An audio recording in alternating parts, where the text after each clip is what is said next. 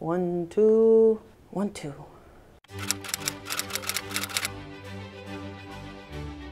Listen, I know what you're thinking.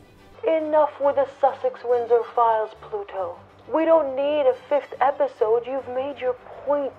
And at the time of planning this series out, you would have been correct, because this series was indeed only meant to be 4 episodes long. But as I read the comments under each episode, I noticed something. Something curious. Very curious. For all the overt, in my opinion at least, similarities between the Sussexes and the Windsors, there are still those who indignantly deny that the couple are anything alike. Comments like, Edward and Harry have nothing in common. One was the king and the other was the spare. Which left me scratching my head as I thought to myself, did these people making those comments even watch the series? And the answer is no, by the way. Spoiler alert, because we creators have this handy little thing called YouTube Analytics, which tells us, amongst other metrics, the average watch time per video. And for this series in particular, I noticed a trend. The average retention rate dropped off as soon as I shifted from the Sussex component of the video to the Windsor/historical component, which is, surprise, surprise, where all the information and proof of similarity lie. But today's your lucky day because I'm a lawyer by training and it is literally my job to compile evidence to paint as full a picture as possible to convince you of my argument. So, order the vote, because our case is about to take off. The only proviso is, just like the jury, you got to stick around till the end. Think you can manage? If so, I'll see you at the finish line.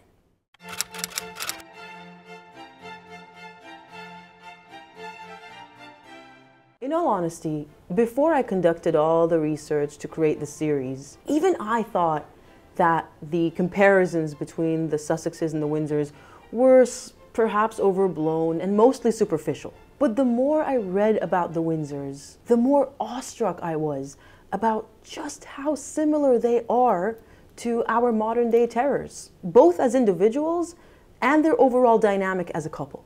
So, firstly, in response to the comment of Edward and Harry are nothing alike, stop trying to make fetch happen. It's not going to happen. Here's what I have to say on that. While Edward wasn't the spare, he was nevertheless described by his contemporaries as rebellious, supercilious, liked all the perks and privileges that came with being a royal, but didn't want any of the responsibility. Assuming that's accurate, because people's opinions of others isn't necessarily the truth, that sounds a lot like Prince Harry to me. Edward also famously disliked his father and was a pompous, entitled royal who believed he was better than the common folk. And yet, his public image was that of the young, cool, and hip prince, later king, with the gift of the common touch, which was basically Prince Harry's whole persona, his packaged PR persona, right up until marrying Meghan Markle. Edward also hated his own country and hoped to make America his home one day, even though they eventually settled for France because of the tax benefits that I mentioned in episode 4. And if you desire any more convincing, here is a quote from Member of Parliament Robert Bernays for your consideration. He has never passed the stage from boyhood to manhood. He is the spoiled child of success with the film star mentality. He sees his job only in terms of cheering crowds. He has never thought the matter out. He imagined that he could quietly retire into private life, leaving his brother to perform the dreary ceremonial functions while he spent a tranquil life gardening at Fort Belvedere and holidaying on the Riviera, occasionally emerging to open a hospital or review the fleet and receive the cheers that mean so much to him. So Edward came up with the Megxit half in, half out way before Meghan and Harry did. I rest my case. Now that's not to say that they didn't have their differences. Of course they did. They were different people from a different time and with different life experiences. If you consider the glowing reviews of Edward's character provided by his friends, for instance, you'll see that he can actually come across as very different from Prince Harry, assuming these reviews are true. For instance, one Francine Farkas described him as the most charming person with real presence. Some people I came across in my research also described him as highly intelligent and switched on, which is the opposite of what the mainstream opinion of him is. But to deny any similarities and to draw the line right there at Edward being king and Harry being spare seems quite reductive to me, because there is so much more to a person than their royal titles or official positions. The king and the spare dichotomy shouldn't be enough to make us ignore otherwise very blatant parallels, such as their lack of a backbone around their wives, their apparently low IQ, which, despite what some of Edward's friends have said, actress Lily Palmer once wrote that Edward literally told her that he has a low IQ, and he admitted to not writing his book and that someone else wrote it. Both couples also tried to censor the press, and in Edward and Wallace's case, the FBI was involved, and we'll get to that later in the video, and so on and so forth. In any case, in the interest of time, this is where I bow out of the Edward and Harry comparison, and we will now move on to the Duchesses. Both the original and the, as I noticed what a lot of you like to call her in the comments section, the Walmart knockoff version, also known as Meghan Markle.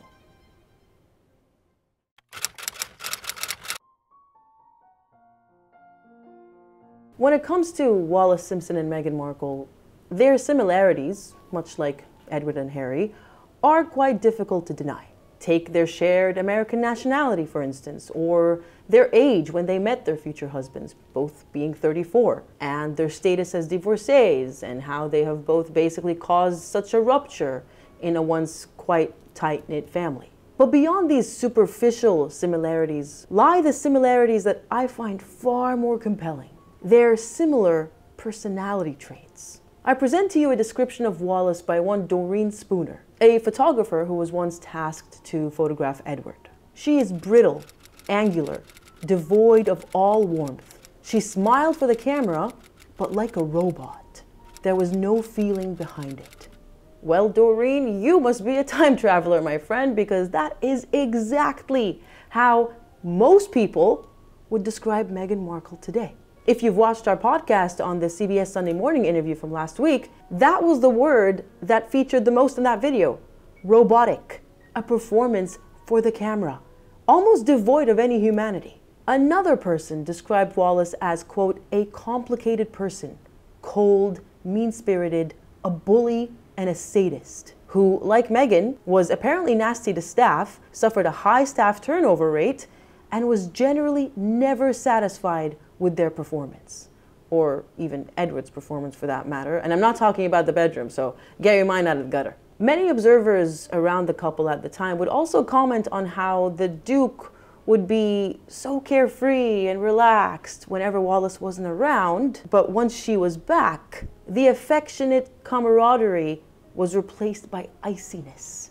And you know what came to mind when I read that? Last year's Invictus Games, when Meghan was a couple of days late because she was getting milkshakes for the children who weren't even in the car with her and who didn't even end up going to the games with her. So make it make sense. But Harry was all smiles and laughter before she showed up, and then boom, he's miserable, closed off, and icy as soon as she graced the event with her unnecessary presence. Speaking of children, even though we're not pointing out Wallace and Meghan's differences yet, it turns out that Wallace, in a very un-Meghan-like fashion, was apparently known to be incredibly kind to and patient with children, probably because she could never have any children of her own. So that's one brownie point for Wallace and one sad melted milkshake for Meghan, which she won't drink anyway because...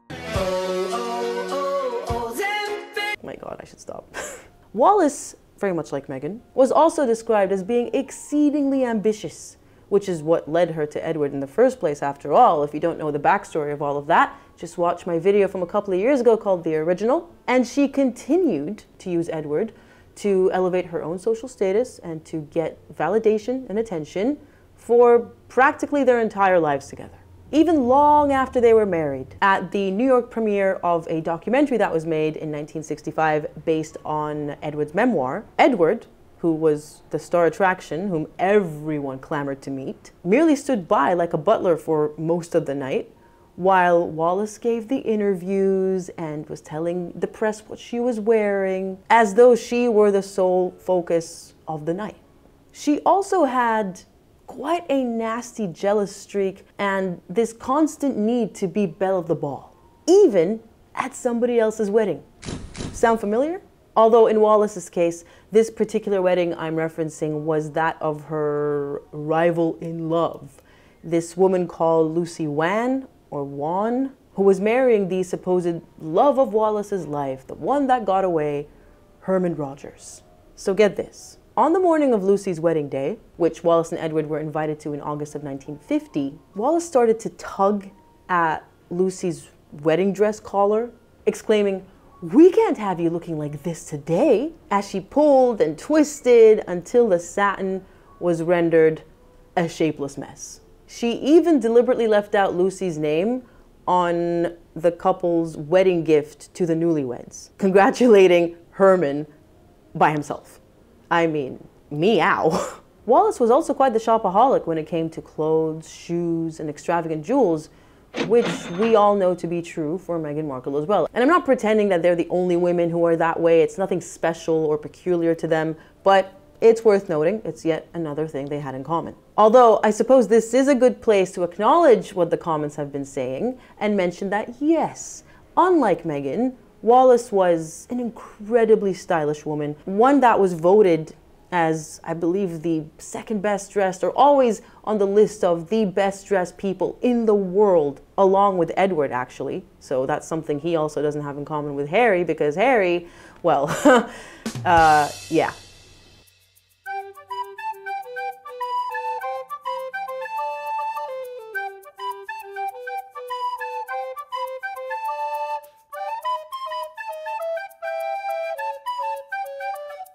I rest my case again. But even the press treated their extravagance very much in the same way, with several articles drawing attention to Wallace's purchases, with some even providing a breakdown, as they do today with Meghan Markle, of each and every designer item that she owns, as though she was merching, which I don't have any evidence that she was, but it makes you wonder.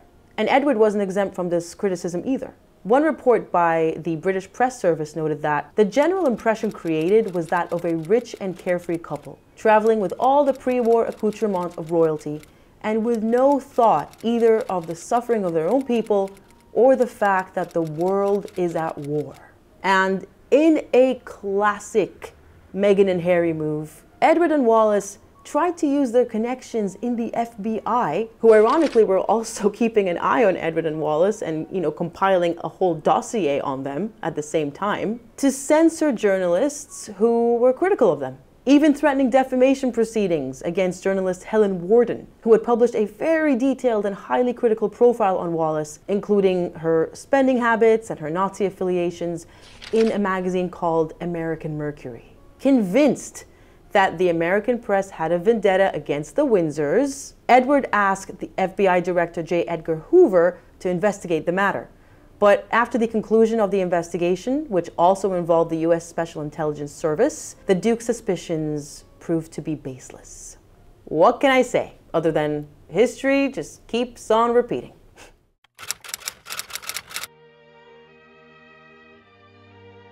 Now, what's interesting to me is that, like with Edward and everyone else, including Meghan Markle, if you were to ask Wallace's friends what they thought of her, you'd get a very different picture.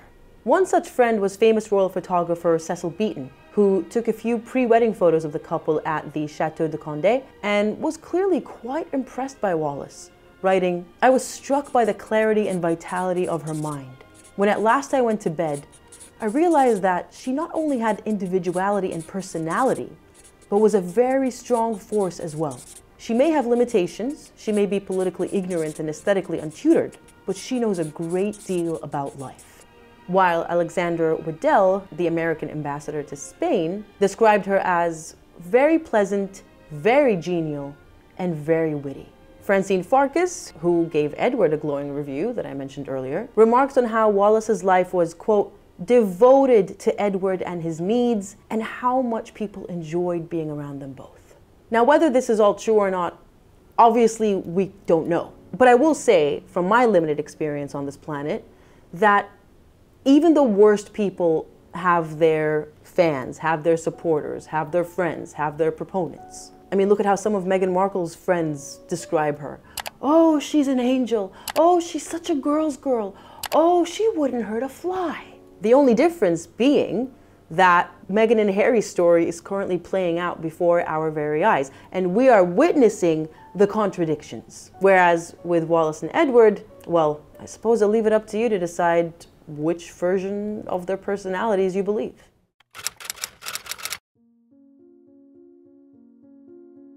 For all the similarities that exist between Meghan and Wallace, that is not to say that they didn't have significant differences. We've already touched upon the key difference in previous videos, being that Meghan was welcomed and accepted into the royal bosom, while Wallace never was, despite her and Edward's incessant efforts, primarily through letters to Queen Mary and Churchill, to bridge the gap.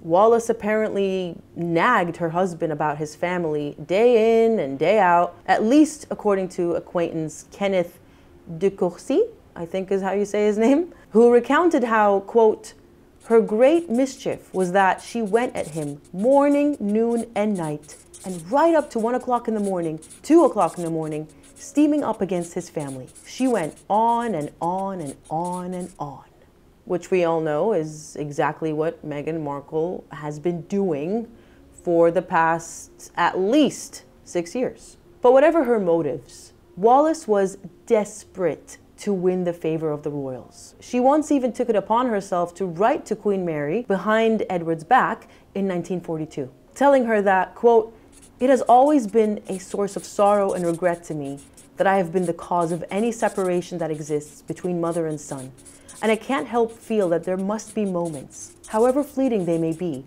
when you wonder how David is. And for anyone who's a little bit confused, David was the name that Edward went by amongst his close circle of friends and his family. Suffice to say that none of these efforts ever led to any desirable result.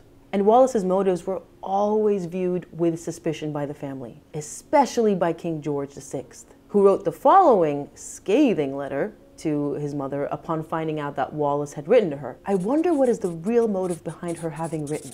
I must say, I do feel a bit suspicious of it, with 3 exclamation marks.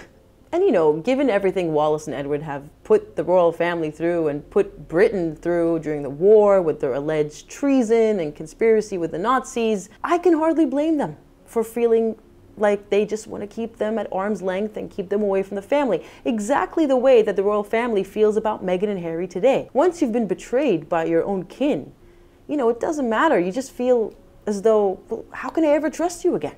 There was also a rumored dossier that was allegedly compiled by the British intelligence service about Wallace's sexual and political escapades before meeting Edward, particularly when she lived in China. Hence the name of the dossier, which was the China Dossier. It was apparently incredibly damning and was known to the royal family, thereby contributing to the family's rejection of her. Interestingly, similar rumors exist about Meghan and her life before Harry. Except if true, then clearly whatever is contained within the secret dossier wasn't bad enough to stop her from dating and then eventually marrying Harry and becoming the Duchess of Sussex.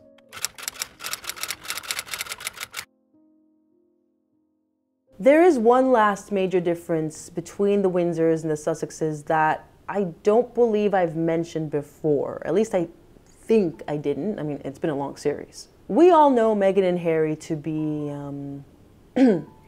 work shy, to put it lightly. Or, if you're feeling a little bit more hardcore, the grifters. But they're lazy. They don't really do anything other than leeching off causes by attaching themselves to organizations that actually do all the hard work. We know they were dropped by Spotify because they were lazy. They've released one poorly made reality show on Netflix in the 4 years since they signed a contract. Meghan's American Racism Orchestra is still absolutely nothing, despite months passing since it was announced. And they famously noted on their tax documents that they only work 1 hour a week on their own foundation. Not exactly the image of hard work and service, is it? But Wallace and Edward, on the other hand, seemed to want the chance to be useful, to prove themselves to the royals. For decades, Edward petitioned the government and king for some formal role or the other in perhaps France, the States, or even Canada, but most likely because of their problematic liaisons with the Nazis and the fact that Edward literally deserted his post in France during World War II, they were never given an official post after they quit the Bahamas in 1945. Would you like to have gone on and had another job after that, sir? Yes, I offered my services if they were required. You never got me. Now, before I go any further, because this is going to sound like I'm going soft on them, but I'm not. I know what Wallace and Edward have been accused of. I mean, I created an entire series to discuss that very topic. So I am not suddenly going soft on them. I just found it to be incredibly interesting to learn that they had a commendable work ethic that could be switched on when required, in a way that Meghan and Harry have never, and potentially will never, do. We do have to remember that Edward never really wanted to quit being a royal. He never wanted to abdicate. In fact, he was so desperate to keep the status quo and remain on the throne and marry Wallace that he even proposed a morganatic marriage to the government, but that proposal was rejected. And unlike Harry, Edward never insulted the concept of royalty. He was very proud to be royal. In fact, based on all the readings I've done on him, his entire personality, his entire existence was wrapped up in being a blue-blooded royal who was once king and emperor.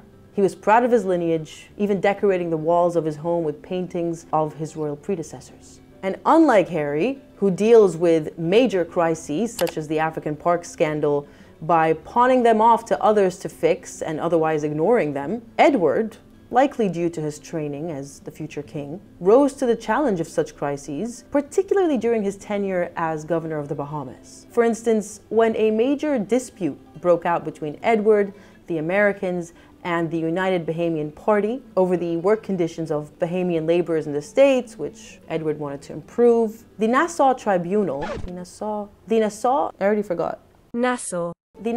Tribunal, a publication that was not a fan of Edward's to begin with and lamented his arrival to their island, wrote, "The feature which now stands out above all the others is the fact that it was eventually resolved by the dominating personality of one man, His Royal Highness the Governor. His Royal Highness approached the gigantic problem calmly and efficiently. He handled a delicate situation with tact and dignity, resolution and authority." In fact, upon Edward's departure from the Bahamas in 1945, that same publication wrote, "We were sorry to see the Duke come to the colony as its governor. We are more sorry to see him leave." Now, that's not to say that his time as governor wasn't without controversy, because trust me, there was plenty of that, one of them including murder. But the overall review of his time, his tenure as governor, seemed to be quite positive, especially for someone who didn't want the job to begin with, actively fought against it, and resented being in the Bahamas. The weather was too hot, they were quite bored, for pretty much their entire time there. Wallace also worked incredibly hard during her time in the Bahamas, ironically in support of the war effort. And I say ironically because, well, the allegations against them of treason and conspiring with the Nazis. She dedicated herself to helping the war effort by setting up canteens to feed and entertain soldiers, as well as setting up clinics for the treatment of STDs and the provision of birth control. According to a friend of hers from the Bahamas, no one has any idea how hard she worked. With the Duchess, it wasn't just raising money. She did plenty of that, but she went beyond what other governors' wives had done. She got in, rolled up her sleeves, and worked. Wallace herself would later write, "I never worked harder in my life. I never felt better used. I have to keep busy. I couldn't stay here if I didn't."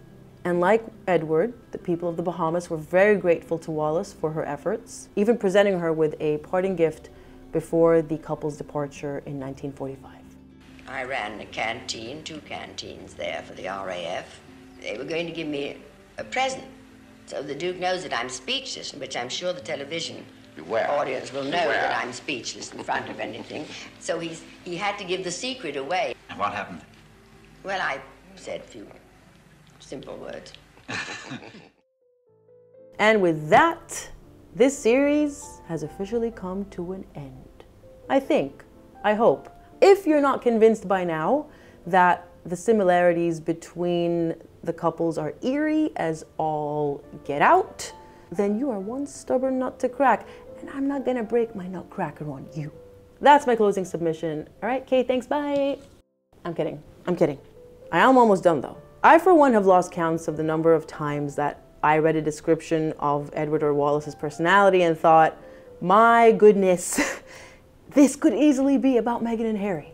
And I've said it plenty of times throughout this series. And I suppose as further proof of their similarities, when you consider how their lives have played out in a very similar way, to me that serves as proof that we have very similar personalities at play here. Let me know if you still think they have absolutely nothing in common because one was the king and one was the spare and one knew how to dress and one didn't. You know, it's your prerogative. But if you did make it this far in the video, then you, my friend, have an incredible, formidable attention span for 2024, and you are a prime candidate for jury duty. So congratulations. All right, that's it from me. We are signing off and closing this chapter, and on to the next. I suppose I'll see you then. Take care, until next time.